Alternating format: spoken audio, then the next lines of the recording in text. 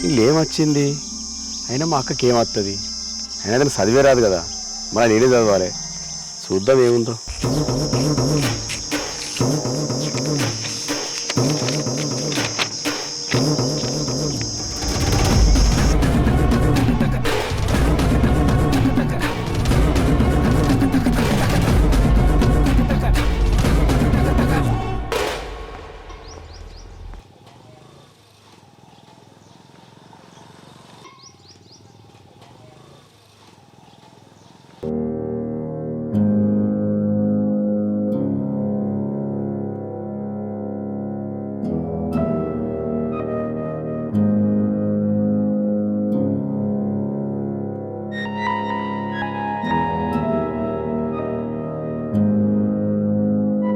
అమ్ములు ఎటు వేరు బిడ్డ ఎట్లేదు బాపు కాలేజ్ పోయి ఫీజు కట్టొస్తాను బిడ్డ